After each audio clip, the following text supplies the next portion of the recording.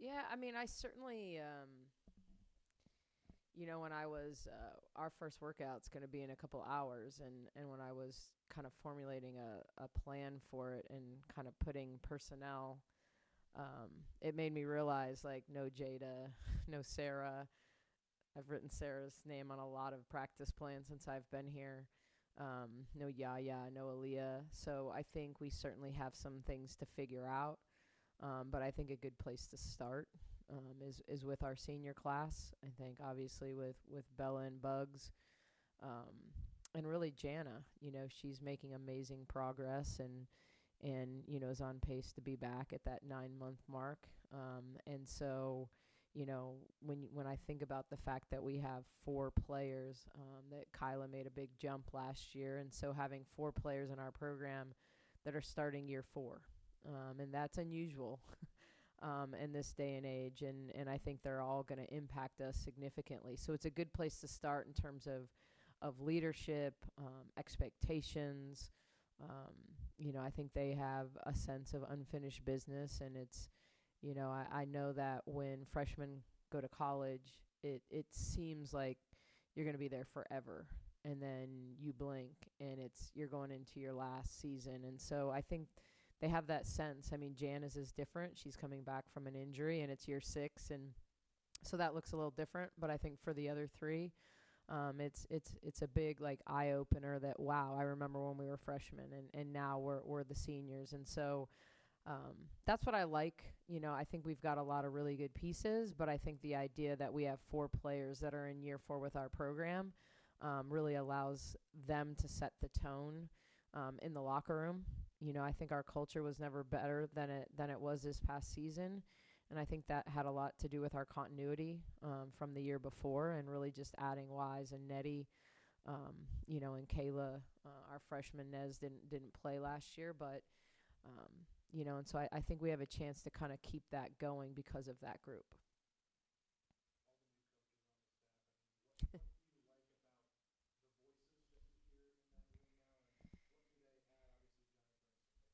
Yeah.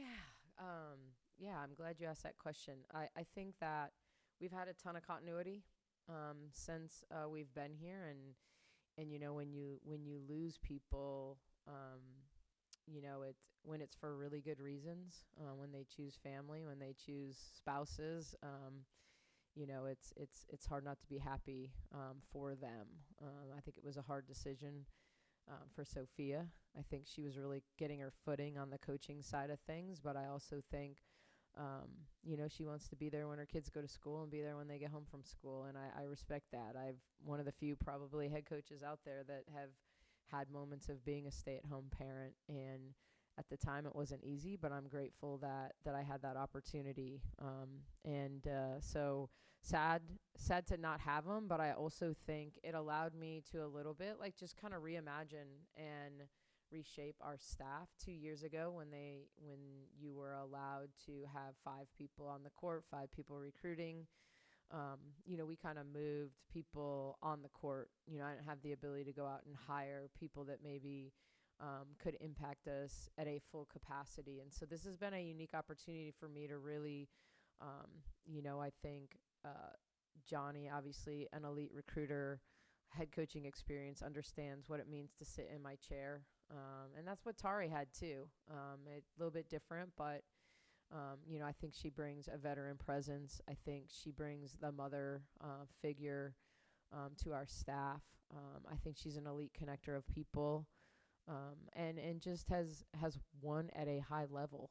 I mean, has been to multiple Final Fours, has won a national championship, and knows what it takes to push to help her teams. Because when they were at Mississippi State, they weren't stacked with 12 McDonald's All-Americans. They were stacked with a couple All-Americans and then a lot of toughness. And so no different than her Texas A&M days. So I think she brings a lot of experience and a lot of like a winning culture.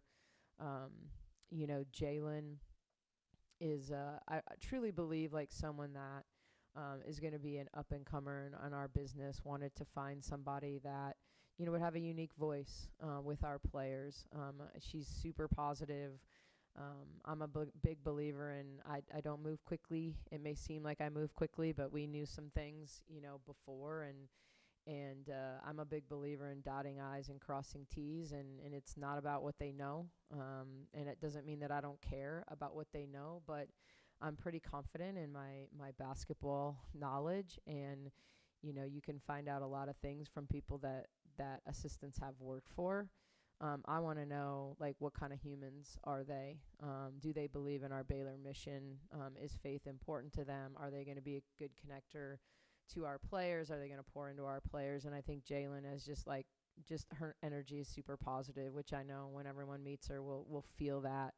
We'll just kind of feel that energy, and I think it'll be great in recruiting. It'll be great for our players that are currently here. A little bit different voice, a little bit younger than me.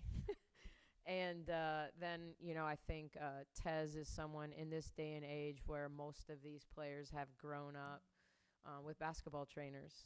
I've joked before that the basketball trainers in my generation were moms and dads and anyone who would rebound for you. But I think this idea of how they train and connecting the dots, I think it's really important. I always say this. You could say this probably about any profession.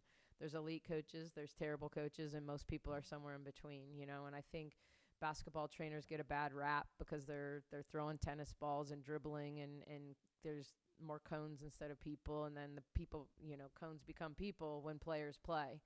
And sometimes players look like they're playing against cones, and that's the disconnect in basketball in terms of their development. But I think when you have someone that understands how to build a player up, how to help them grow, and then you have the resources. I always say, like, we don't have to use cones because we have GAs and we have practice players, and we have more staff, and I think that's, so I think he's going to bring a lot to the table in terms of development. And, the first person I called when I heard he was interested was Coach Tang. And I said, tell me about Tez Dumars. And the first thing he said is he's a stud. And the second thing he said was he's an unbelievable human. And so that was a really good place to start. You guys don't know this, but I would guess that when I first got here, Coach Tang came into our practices 3-4 days a week. Like he's just, he was around. Like I probably got to know him better at the beginning than Scott, because he just was so into learning, and obviously sometimes easier to do when you're an assistant coach. But really excited about the way this staff can work together and function at a really high level, and do some things that we haven't been able to do in the past.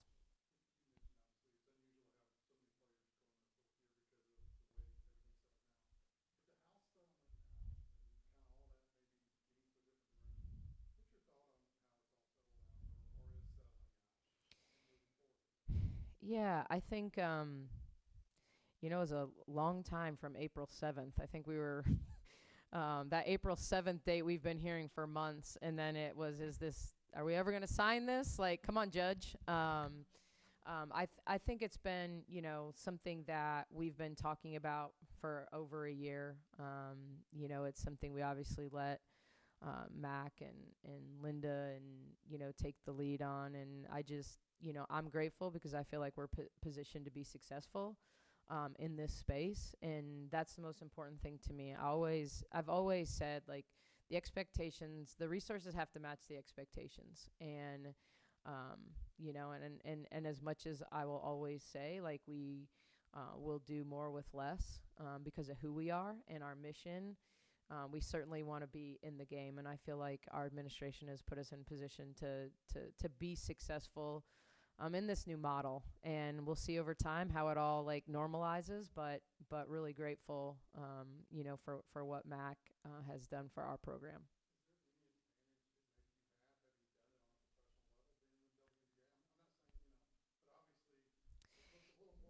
Yeah, here's what I would tell you. There's a uniqueness about it right now, and until there's some rules and regulations around it, yes, paying players, yes, understanding the dynamics of dealing with people that are making money and personalities and managing people, Yes, I think I don't have I will tell you, in a day and age of NIL, I've never had a team more connected and never had a team get paid more than last year's team did. So, like, I don't think that there's this direct correlation between entitlement and not working and all those things tied, correlated to, do they make money? What does that look like? Um, I think the unique challenge is the portal more than it's the house settlement or revenue share, because I don't care what professional league. There are very few professional leagues that players are unrestricted free agents every year. And I think that's the nature of what we're dealing with. And so, when you can model, I'm used to a cap sheet. I can, but a cap sheet was not a lot different than a depth chart in recruiting, in the old days. Because you had players in each class. This is the position we're losing. This is, so it was position based. Who's graduating when, and it was position based. On a cap sheet, it's, are they on a 4-year rookie scale deal? Are they on a 3-year? Are they one of our 6 guaranteed contracts? Are they, the CBA will probably be a lot more complicated, this next one, in the WNBA, but quite frankly, I was never technically a GM, but functioned alongside my GM in a role where I could have done it, because I understood the collective bargaining agreement. I understood how to write a contract. I understood the language, what you could and couldn't do. We had tampering rules. We had, so I think the uniqueness of all of this, yes. Do I have experience? Does it look like the WNBA? No, because yes, a player could force a trade, but then you could get something out of that. When a player wants to leave, there's nothing that we gain from that. And so I think from that perspective, there's similarities, and I think we were ahead of the curve. I will say this: super grateful for David Kay, and over the last, I would say 14, 15 months. I think we've done it as well as anyone in the country in terms of how we managed our players and contracts and things like that. So I think we were very comfortable and ahead of the curve, maybe partially because of him and partially because I understood the idea of having players on contracts. But I don't think that I have all the answers because I was in the league, because you can't. You can look at your roster and know that at any point someone could leave, and it could be a starter. It could be, someone that you're going to rely on. And so, I think that's the challenge right now. It's the combination of the NIL, the rev share with the unlimited transfer, which I've said since I got back into college coaching. All of those things have changed. And so the job that Mac hired me to do is a very, very different job than the one he hired me for. But I think it's the day and age of, like, adapt and survive. And, I think we're about being adaptable and surviving, and not just surviving, but the goal to thrive. So.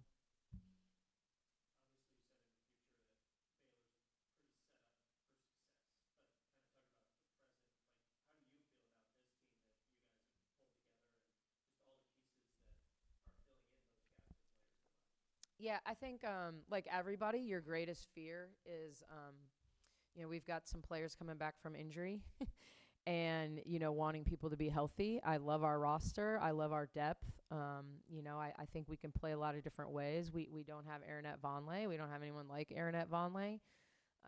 But that's okay. We did okay with a 6'5" player in Dre Edwards. And so I think there's a lot of different ways, to be successful. And I like the versatility of this roster. I think this roster can play at the highest pace that we've ever played at here. I think we can shoot it as well or better than any team that we've put on the floor here. And so I think we have the ability to be great spacing wise. But we've certainly got to stay healthy. We need Nez, to be able to play. We need things to keep moving in the right direction with Jana. It's just so that we have point guard depth. Talia's coming off a season-ending injury, and we will be coming back from that. So when you think about the players that can play the point, there's a couple question marks. But I think, if they're healthy, we have elite depth, and that position. So that is my greatest fear with this team. But I think we've got a lot of elite pieces that can be really fun to watch. Tony will have to figure out the defense, but I think we can score.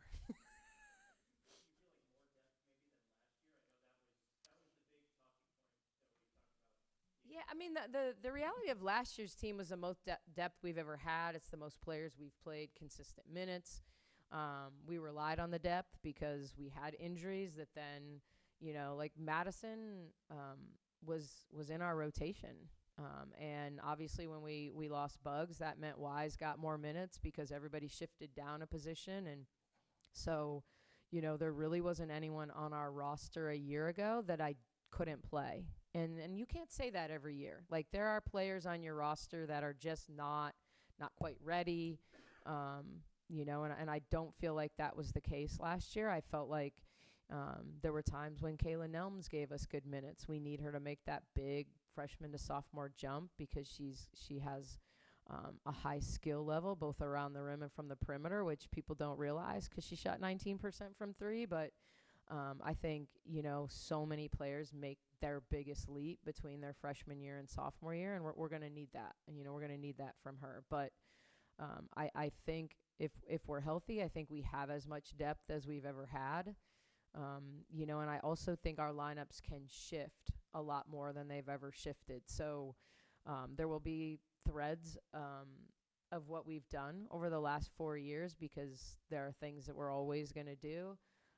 But when it comes to us offensively, like there's going to be a lot of differences as well, and that's for me. Like I've said it from the beginning, I'm not a plug and play coach. I don't need to replace players with someone that plays just like them or looks just like them. I want to get the best collection of players I can get and figure out how to make them, work well together. And so, this team will not function like last year's team. But I think it can function at a high level. What's the biggest fear? We lost 400 assists. I think that's, that's the biggest challenge is, and probably more than that. I know Jada had 190 and Sarah had 180. So we were at almost 400. You add the rest of those guards, I promise you were over 400, but I don't know what the exact number is. But that's what we're going to have to replace, players that get the ball to other players.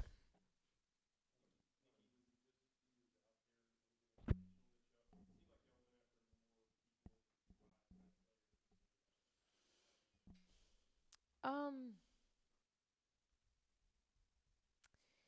I don't like you think about Kira, like we went hard after Kira Pemberton, and she's North Dakota. Like we just knew she was somebody that had a chance, maybe not right away because of the nature of her position and some similarities with Bella and Bugs, but we felt like you can't teach her motor. I mean, she plays so fast. I mean, it just she runs the floor so hard. She's very similar to Bugs that way. Like she's going to put pressure on because she's going to play with pace.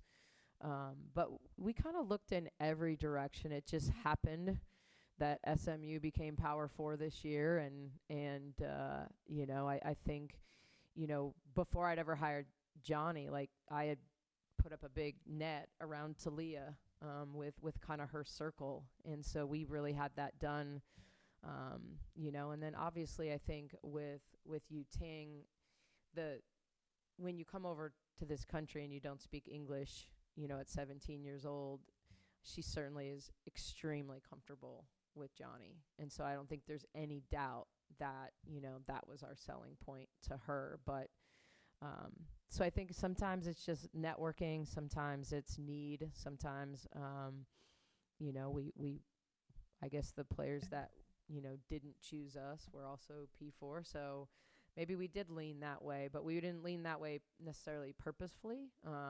But we had big needs to fill. So, having players that have played and had success, you score double figures in the SEC, you're probably going to do all right. It's really important. I love summers, and I'm not a we'll do a team practice in some ways today because I'm trying to figure out who can do what and where are we at and how do I divide them up. But I'm a little different. I think summer is about personal development. I think it's growth 2-on-2 and 3-on-3. I'm super nerdy when it comes to the game of basketball, and the game is really played in twos and threes. You're either on a 2-player side or a 3-player side. So the more we can learn to play in 2 and 3-player actions, the easier it is to put them all together and figure out what we can be great at. Like, I didn't go into necessarily last summer thinking, wow, this is going to be a great pin down team, and if you look at a lot of our success, yes, we played in ball screens and had success, but we played more middle ball screen than wing ball screen this year. Jada was just better there, and I figured that out in year 2 with her.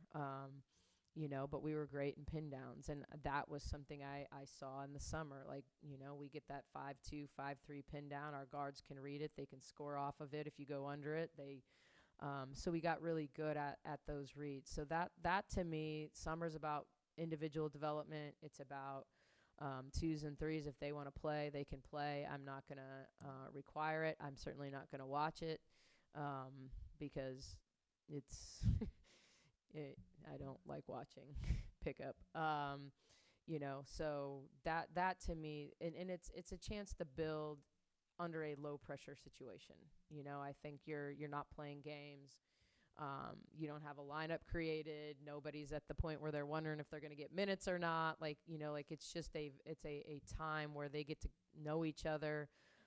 We do a lot of things off the floor. We hit Waco Surf. We hit the movie theater. We do a lot of things to help them really connect.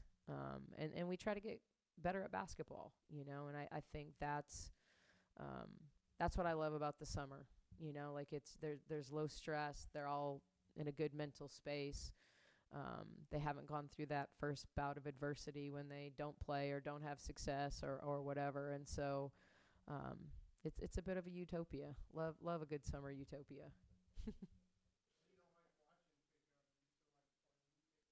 Oh man. I do not play pickup. I am just happy to be back. We had our morning workout this morning at McLean, and I was able to do the field sprints and we do the uphill tunnel sprints. But I did not get to the stadiums yet.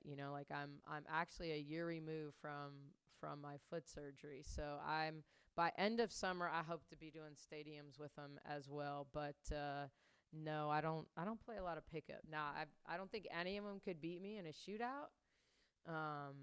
But that's no defense. I don't want to play defense. I don't want to get around a screen.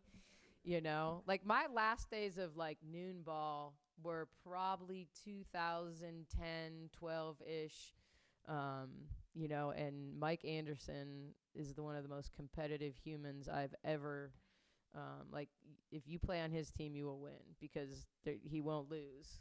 But you also don't take bad shots, or you'll get called out in a noon ball pickup game. So, but yeah, that was kind of my last bout of pickup. Now I'm just a shooter.